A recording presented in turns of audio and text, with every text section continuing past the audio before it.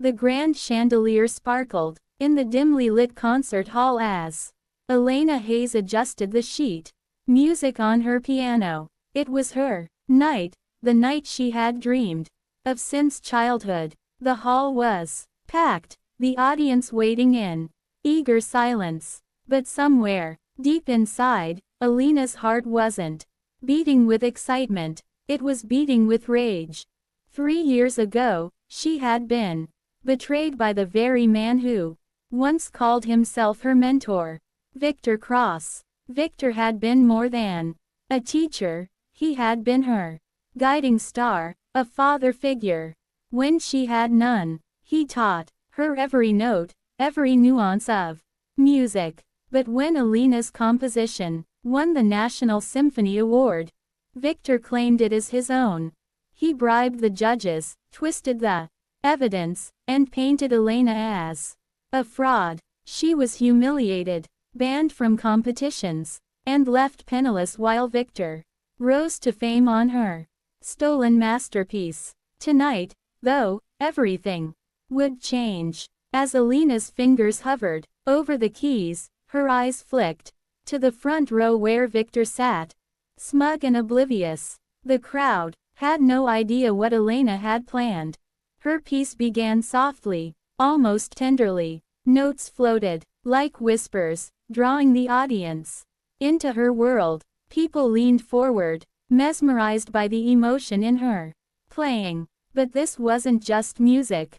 It was a story, her story. Every crescendo carried her pain. Every pause held her rage. Victor's smile faltered. He knew this melody. It was the piece he had stolen. But Elena wasn't just replaying it, she was reclaiming it. With each chord, she twisted the music, reshaping it with darker tones and haunting dissonance. It was as if she were tearing apart the original piece and stitching it back together with venom.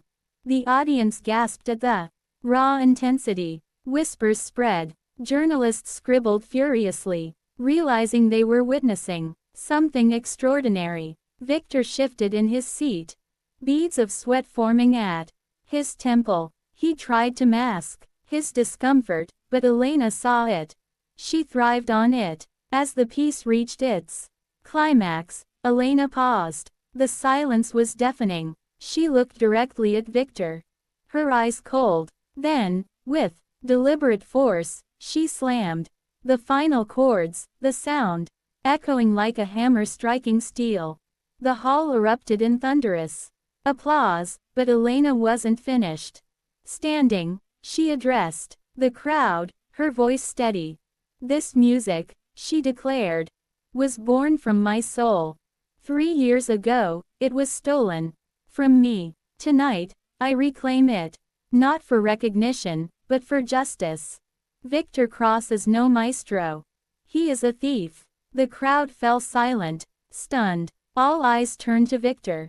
Murmurs swelled into outrage. Cameras flashed, capturing his pale, trembling face. Victor tried to protest, but Elena pulled a folder from beneath the piano. Inside were original drafts, dated recordings, and private letters, irrefutable evidence of his theft. She held them high for everyone to see. "Let the truth ring louder than the music," she said.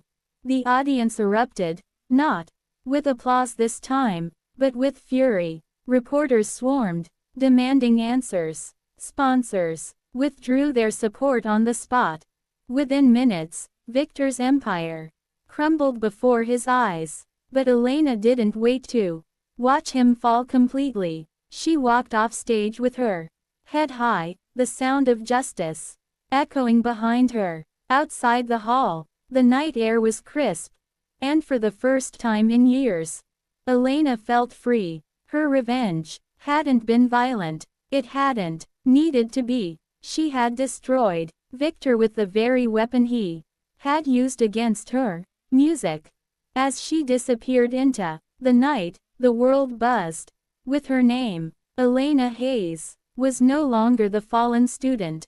She was the phoenix that had risen from betrayal, her revenge carved into every haunting note of her performance. And Victor Cross, he would spend the rest of his days remembered not as a maestro, but as the man who was destroyed by the music he stole.